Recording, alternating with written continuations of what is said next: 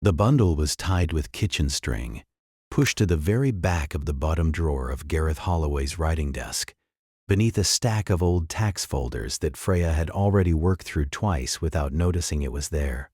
She found it on a Sunday afternoon, 5 weeks after her father's funeral, sitting alone in the small study where he had spent most evenings of her childhood, reading, or simply sitting with the radio on low, a man who had never needed much noise to feel at ease in a room. She had been moving methodically through his desk for most of the day, the specific, careful work of closing out a life, and the string caught her eye only because it looked deliberately tied rather than simply left tangled the way most old office supplies eventually become. She lifted the bundle out and set it on the desk. Dozens of envelopes, cream-colored, slightly yellowed at the edges in a way that told her some of them were considerably older than others. None of them bore a stamp. None of them bore a postmark. Each one was addressed, in her father's familiar, careful handwriting, to the exact same name, to Elias. No surname, no street address, no city. Freya untied the string slowly and lifted the topmost envelope, the most recent, judging by the crispness of the paper, and opened it, understanding, even before she'd read a single word, that she was about to learn something about her father that 51 years of being his daughter had never once revealed to her. The letter was dated the previous July, less than a year before his death. It was short, only half a page, written in the same unhurried hand he had used for birthday cards and grocery lists for as long as Freya could remember.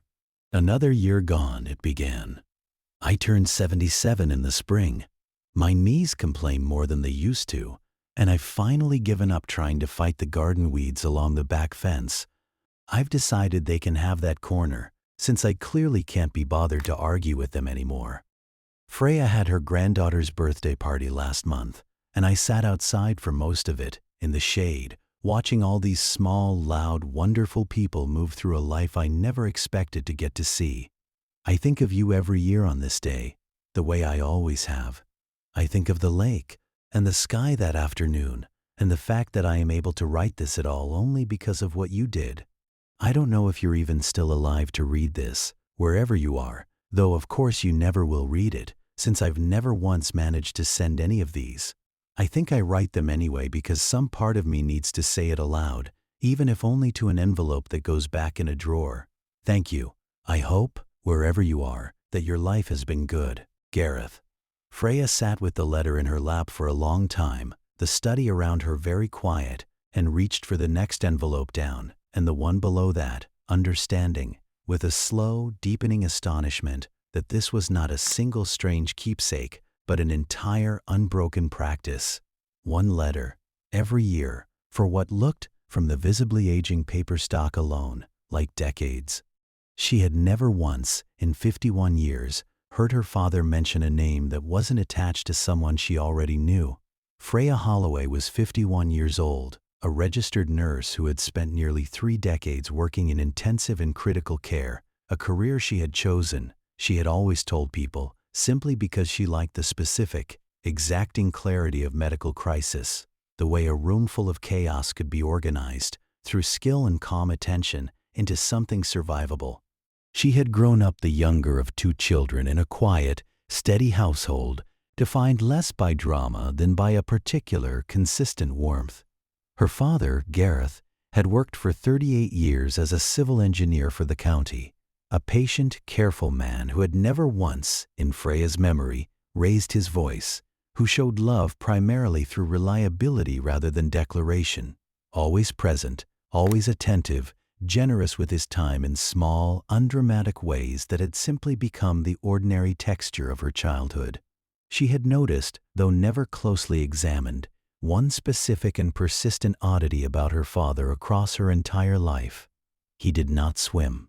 He had never taught either of his children to swim himself, delegating that particular responsibility to lessons and to Freya's mother, and he had maintained, for as long as Freya could remember, a specific, careful unease around any open body of water, lakes, rivers, even the deep end of public pools, where he would sit at the edge, fully dressed, watching his children with an intensity that had struck Freya as a young girl, as slightly excessive compared to the more relaxed vigilance other parents seemed to manage. She had asked him once, as a teenager, why he never joined them in the water even during family trips to the coast, and he had given her a brief, deflecting answer, just never cared for it much, delivered in a tone that had discouraged further questions, the way certain subjects in a family simply learn, without ever being explicitly forbidden, to close themselves off from casual inquiry.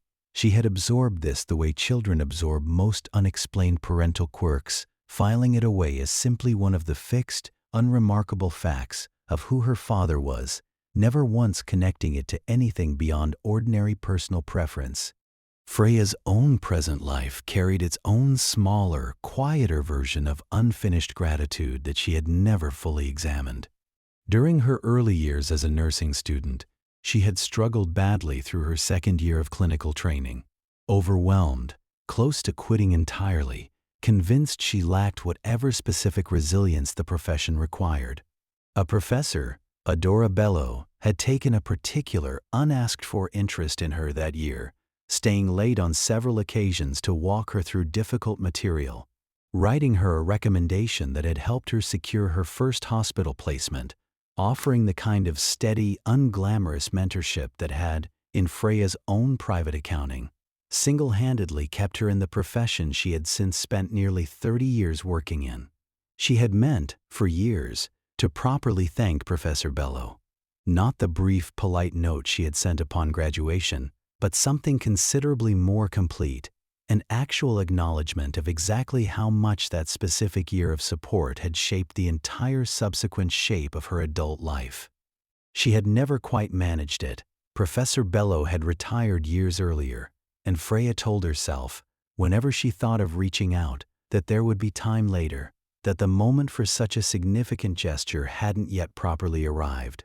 She had not yet recognized, sitting in her father's study with dozens of unsent letters spread across his desk, exactly how directly her own comfortable, endlessly deferred gratitude was about to be confronted by the full, aching shape of a man who had spent the majority of his adult life writing the same unsent thank you, year after year, to someone he had never once managed to properly reach.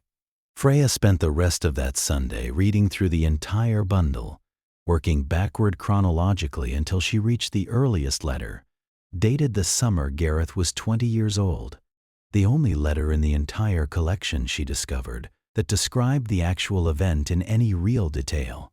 "I don't know if I'll ever send any of these," the earliest letter began, the handwriting visibly younger, less settled than in later years, "but I wanted to write down what happened while I still remember it clearly, in case I ever find a way to actually reach you. It was the 4th of July last summer at Lake Corrin. I'd gone out with some friends from the plant where I was working that summer, and I decided to swim out past the roped-off area, further than I should have, showing off, I suppose, the way you do at 20. I got a cramp in my leg about halfway across the deep channel, and within a few seconds I understood I wasn't going to make it back on my own. I don't remember very much after that, the water closing over me, a specific, total panic, and then nothing at all, until I woke up on the shore with someone's hands pressed hard against my chest, counting under his breath, and my own lungs finally, violently, deciding to work again. I was too disoriented to properly understand what was happening while it was happening. By the time the ambulance arrived and I was steady enough to actually look around and ask who had pulled me out, he was already gone. Someone at the shore said his name was Elias, one of the volunteer lifeguards working the public swimming area that summer, apparently, though he wasn't officially on duty at the exact spot where I'd gone under. That's the only name anyone gave me. I never learned his surname.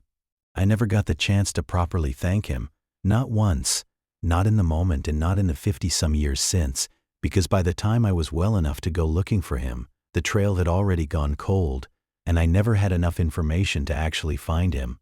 I've decided I'm going to write to him anyway, every year on this date, even without an address. I don't fully understand why. I think some part of me simply needs to say the thank you out loud, in some form, rather than just carrying it silently for the rest of my life. Maybe someday I'll find a way to actually get it to him. Until then, I suppose this drawer will have to do.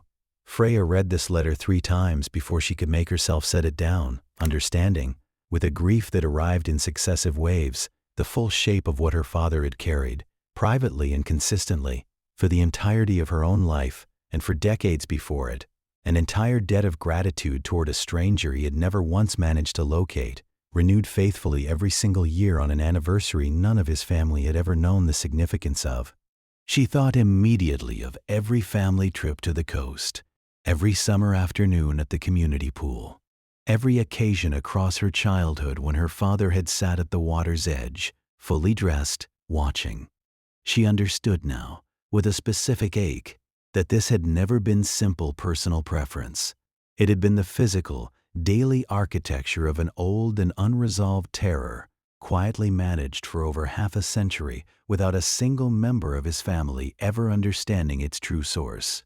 Freya told her husband, Callum, everything that evening, the bundle of letters spread across their own kitchen table. Callum listened without interrupting, his expression moving slowly through shock and then something gentler, more grieved, as he absorbed the full shape of what Freya was describing. He never told any of you, he said, once she'd finished. Not you, not your brother, not your mother, as far as you know. 50-some years, and he carried this completely alone. I don't think he thought there was anything to tell exactly, Freya said slowly, working through the logic even as she spoke it aloud. I think, without a name he could actually use to find this man, the whole thing just became something private he did for himself, rather than something he thought was worth explaining to anyone else. I don't think he was hiding it out of shame. I think he just never had anywhere for it to go, so it simply became this private thing he carried, year after year, without ever thinking anyone else needed to know. Are you going to try to find him? Callum asked. This Elias? Freya looked at the earliest letter again, at her father's younger, less settled handwriting, describing the worst and most significant afternoon of his young life. I think I have to, she said. I think I've spent my whole life not knowing this enormous thing about him, and I don't think I can just close the drawer again now that I do. She began her research the following week, starting with the local historical society in the small town near Lake Corrin, requesting access to any newspaper archives from the summer in question. She found, after several hours of searching through microfilm, a brief article from the local paper, dated the 2nd week of July, describing a near drowning at the lake's public swimming area. A young man rescued by a passerby who administered emergency aid until paramedics arrived, then left the scene before he could be identified for the article.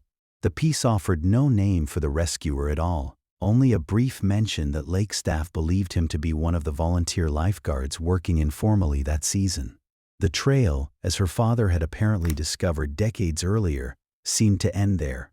Freya found herself, over the following weeks, increasingly consumed by the search, staying up late most nights working through whatever public records and old employment rosters she could locate, growing frustrated at each dead end, understanding, with a discomfort she recognized but didn't immediately examine, that the research had become a specific safe outlet for a grief she hadn't yet found any other way to properly hold.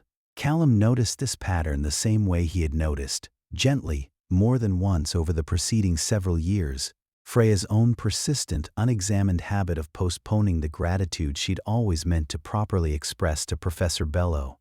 You've mentioned wanting to write her a real letter for years, he said one evening, finding Freya once again bent over old employment records at the kitchen table. I think it's worth asking yourself honestly why finding a stranger from 60 years ago feels more urgent right now than reaching out to someone you actually know is still alive and still reachable.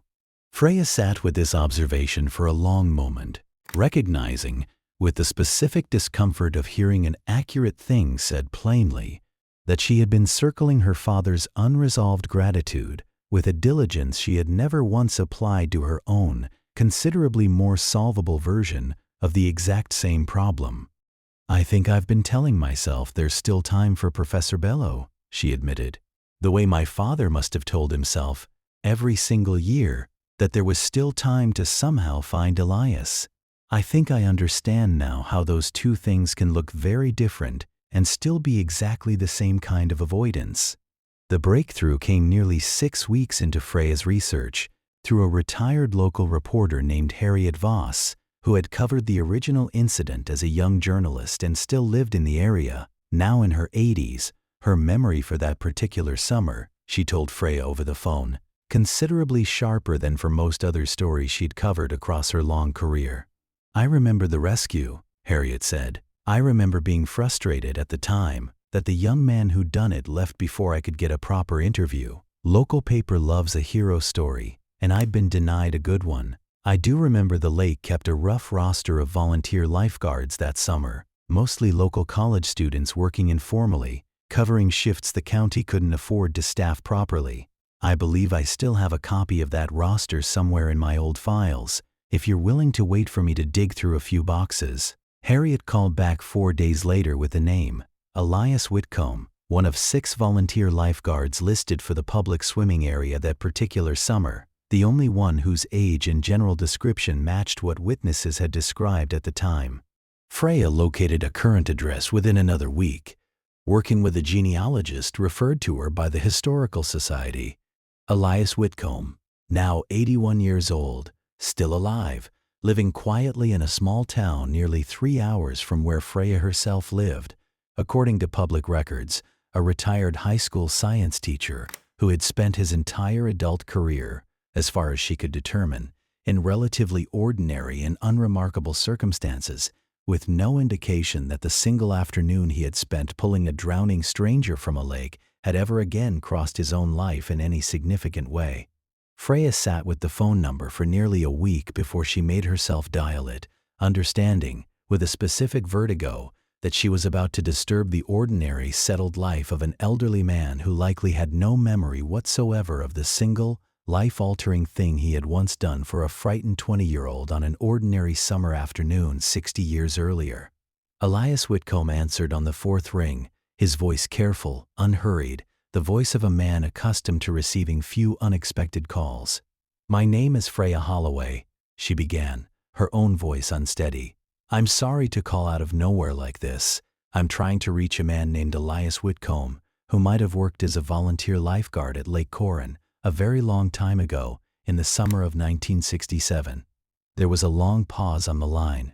"That would be me," Elias said finally, his voice carrying a specific, careful curiosity now, "though I haven't thought about that particular summer in longer than I can easily remember. May I ask what this is regarding?" "My father was Gareth Holloway," Freya said. "He nearly drowned at that lake that summer. Someone pulled him out and gave him CPR until the ambulance arrived, then left before my father could properly thank him. He always understood the man's first name was Elias, though he never learned anything more than that. He passed away 2 months ago, and I found something among his belongings I think you deserve to know about." The silence on the line stretched considerably longer this time. "I do remember that," Elias said finally, his voice thick with something Freya hadn't expected. "I remember it more clearly than almost anything else from that entire summer, actually.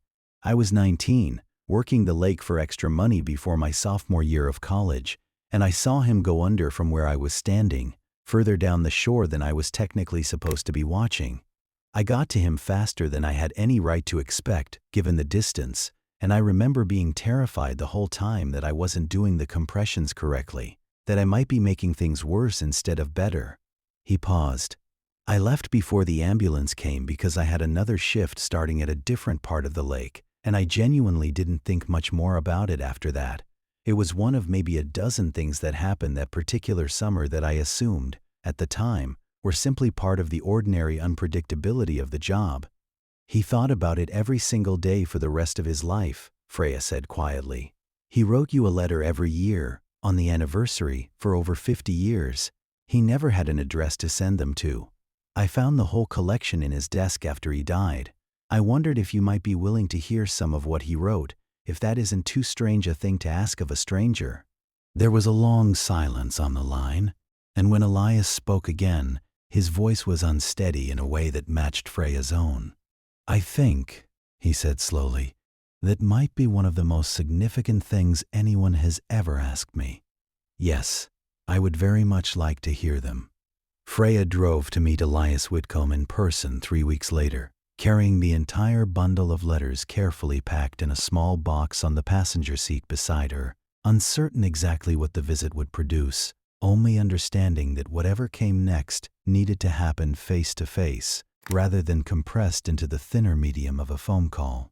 Elias met her at the door of a modest, well-kept house, an elderly man with a steady, careful bearing that reminded Freya, in small unexpected ways, of her own father. The same particular quality of unhurried attentiveness, the same specific stillness of someone who had spent a long life paying close attention to the people around him. They sat together in his small living room, and Freya began reading, choosing a handful of letters spanning the full decades of the collection, giving Elias a sense of the entire, unbroken arc of her father's private gratitude. The earliest letter describing the actual event, a letter from a decade later describing Gareth's wedding, unable to properly celebrate the day without also privately thanking the man who had made it possible for him to be alive to have it. A letter from 20 years later describing the birth of his first grandchild. The final letter, written less than a year before his death, describing an ordinary afternoon in a garden, watching his own great-grandchildren move through a life he had nearly 60 years earlier never gotten the chance to live at all. Elias listened to each letter with a growing, visible emotion that he made no effort to hide, his eyes bright, his hands occasionally pressed against his own chest as though absorbing something considerably heavier than words alone could carry. "I had no idea," he said, once Freya had finished reading the final letter. "I want you to understand. I've spent 60 years assuming that rescue was simply one small, forgotten moment in an otherwise ordinary life. I became a science teacher. I taught biology to teenagers for 31 years. I have grandchildren of my own now. I never once thought of myself as someone who had fundamentally altered another person's entire life, because from where I was standing, it was simply the job I happened to be doing that particular afternoon, and I did what any lifeguard would have done in the same circumstances." "He never forgot a single day of it," Freya said quietly. "I think that's the part I keep coming back to. For you, it was an ordinary afternoon at work. For him, it was the reason every single day of the rest of his life was possible at all. I don't think either version is wrong. I think they're just two very different sizes of the exact same event, depending on which side of it you were standing on." Elias sat with this for a long moment, looking at the small stack of letters now resting on the table between them. "I wish I could have read even one of these while he was still alive," he said finally. "I wish he'd found some way to actually reach me, instead of only ever writing into a drawer." "I think he was afraid," Freya said slowly, working through an understanding that had been building in her for weeks. "Not of you specifically. I think he was afraid that if he ever actually found you, and you didn't remember him at all, which, it sounds like, might well have been true for most of those 60 years, it would somehow diminish what the moment had meant to him. I think it felt safer to keep the gratitude private and complete, rather than risk it meeting an ordinary, forgotten reality on the other end." Elias nodded slowly. "I think I understand that fear," he said. "I think, if our positions had been reversed, I might have done exactly the same thing." Freya returned home from that visit with a specific, settled clarity she hadn't fully possessed before making the trip, an understanding that her father's 57 years of unsent gratitude had, in its own quiet and complicated way, finally arrived at its intended destination, even if decades too late for him to witness it directly. She called Professor Adora Bello the following week, for the first time in nearly 15 years, her hands unsteady in a way that embarrassed her slightly as she dialed. Adora answered on the third ring, her voice older but immediately, warmly recognizable. "Freya Holloway," she said, once Freya had introduced herself. "I wondered, more than once over the years, whatever became of you. I remember you were considering leaving the program, that second year. I'm glad to hear you clearly didn't." "I've been meaning to call you for a very long time," Freya admitted. "Years, actually. I kept telling myself there would be a better moment, a more complete way to properly thank you for everything you did for me that year. I've just spent the last 2 months learning what happens when you let that kind of gratitude wait too long, and I didn't want to make the same mistake." She told Adora the whole story. Her father, the letters, Elias, the 60 years of gratitude that had nearly gone permanently unspoken, and then told her, plainly and completely, exactly how much that single difficult year of mentorship had shaped every subsequent year of Freya's career, every patient she had ever cared for, every difficult night shift she had managed to survive because of the specific confidence Adora had helped her build when she'd been closest to quitting entirely. Adora was quiet for a long moment on the line, and when she spoke again, her voice carried a specific, unguarded warmth Freya hadn't expected. "Thank you for finally saying that," she said. "I think in this profession we rarely get to hear how far the small things we do for students actually travel. I'm very glad you didn't let this one stay in a drawer."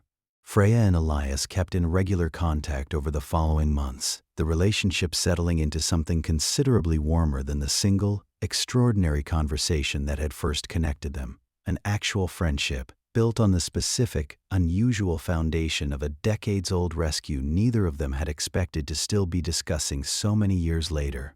They visited Lake Corrin together the following spring, standing at the shoreline on an ordinary, quiet afternoon, the water considerably calmer than it must have been on the specific July day 60 years earlier when a 20-year-old man's entire remaining life had depended on a stranger's fast, unhesitating response. "I think about how close this came to simply staying unfinished forever," Elias said, standing beside her at the water's edge. "If you hadn't found those letters, if you decided the whole search wasn't worth the effort, I would have gone the rest of my life without ever knowing what that one ordinary afternoon actually meant." "I almost let it stay unfinished with someone else too," Freya admitted. "Someone who mattered to me for very different reasons, but who I'd been meaning to thank properly for almost as long as my father was writing these letters to you. I think finding his letters is the only reason I finally made that call." Elias looked out at the calm water for a long moment. "I think your father understood something important, even if he never fully acted on it while he had the chance," he said. "That gratitude carried privately, for however many years, still matters. It shaped who he became, even without ever reaching me. But I think you understood something he never quite managed to learn himself, that gratitude spoken aloud, to the actual person who earned it, matters more. It doesn't just honor what happened, it gives the other person the chance to actually receive it, instead of carrying the debt alone, on both sides, for the rest of both your lives." Freya thought about her father, sitting in his study every July for 57 consecutive years, writing the same unsent thank you into an envelope with no address, needing, apparently, to say the words aloud, even when there was no one on the other end to receive them. She thought about the specific, quiet courage it must have taken him to keep writing anyway, year after year, without ever knowing whether the words would ever reach anywhere beyond his own desk drawer. And she thought, too, about the specific relief of finally being the one to carry those words the rest of the way, completing, on her father's behalf, the one part of his gratitude that 57 years of faithful private writing had never quite managed to finish on its own. Freya kept the entire bundle of letters after that, no longer sealed away in a drawer, but displayed, openly, in a small wooden box on her own bookshelf, alongside a photograph she had taken of herself and Elias standing together at the edge of Lake Corrin on the ordinary spring afternoon they had finally, together, closed the distance her father's letters had spent nearly 6 decades trying and failing to cross. She thought, often, in the months and years that followed, about the specific, quiet ache of gratitude that goes unspoken not out of ingratitude, but out of a particular understandable fear, the fear that saying thank you directly might somehow diminish what the debt had come to mean, might reveal that the person who mattered so enormously on one side of an event had simply moved on, unaffected, on the other. She understood now, with a clarity her father had apparently spent 57 years circling without ever quite arriving at himself, that this fear, however understandable, was almost always wrong, that gratitude spoken aloud rarely diminishes anything, that the people we owe the most to are, more often than not, simply waiting, without even knowing it, for the chance to finally hear it. Some debts, she understood now, get carried quietly for entire lifetimes, addressed faithfully to envelopes with no address, written and rewritten every single year out of a need too large to simply let go unspoken. And some of those debts, if someone is finally brave enough to go looking, can still be delivered, not on time, not in the neat and tidy way we might have once hoped, but delivered nonetheless, arriving decades late and mattering, somehow, exactly as much as it always would have.